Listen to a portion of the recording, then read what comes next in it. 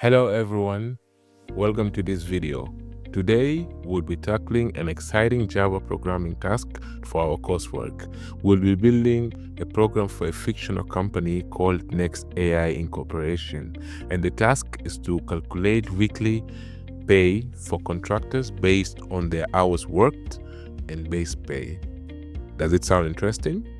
Let's dive in. The problem involves calculating weekly pay while following these strict guidelines.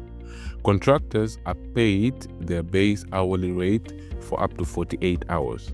Overtime, which is hours worked beyond 48, is paid at double the base rate. The base pay must not fall below 30,000 Uganda shilling per hour. If it does, an error message is displayed. Contractors cannot work more than 72 hours per week. Exceeding this limit also triggers an error. To solve this, we'll write a Java program that implements a class called NextAI Inc., contains a method to calculate the pay or display error messages, allows us to test it interactively using manual inputs. Alright, here this is the code that I've written, and here we are importing a Java utility called scanner, which will allow us to interact with the system or input data to the system. Now, first we define our class, which is NextAI Inc. And inside this class, we have a method calculate weekly pay, which accepts two parameters: base pay, which is double, and hours worked, which is an integer. Now, this method checks if the base pay is valid and ensures the contractor's working hours don't exceed the limit.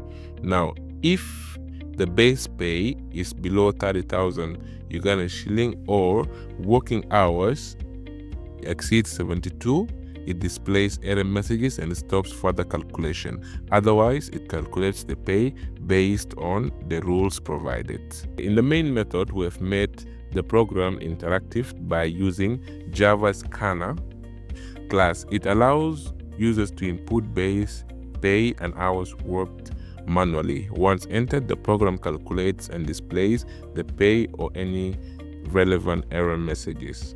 We have added a loop.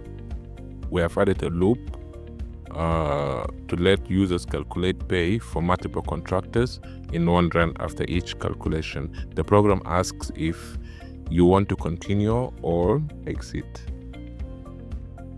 All right, so let's test the program with some example. Let's click on run. And we wait for our program to run. This will allow us to, okay.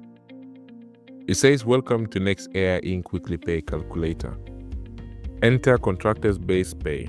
So in this case, let's say 30,000. We enter. And let's say hours worked is 51. Let's enter. And total weekly pay is 1,620,000 Ugandan shilling. So the loop is asking us whether we need to calculate another contractor's pay or we want to exit. So in this case, let's say yes, we need to calculate another one. Now, after saying yes, it's asking us again to enter contractor's base pay.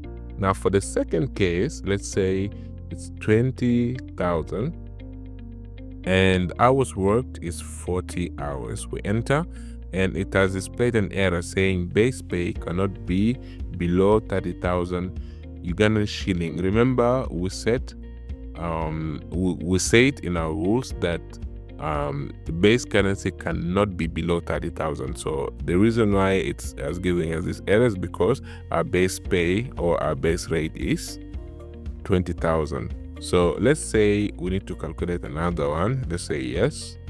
And in this time, let's say the base pay is 35,000. Yes, 35,000. And the hours worked is 96 hours. That's also giving us another error. Error hours worked cannot exceed 72 hours because we said in our rules that a contractor cannot exceed 72 hours per week. So this is it, and let's close this. We say no, and thank you for using the next AI Inc. Weekly Pay Calculator. Goodbye. So we have closed our program. That's it for today. In this video, we wrote a Java program that calculates contractors' pay while handling errors for invalid inputs. I also showed you how to make it interactive using manual inputs and loops. If you found this video helpful, don't forget to like, subscribe, and leave a comment. Thanks for watching, and I'll see you in the next video.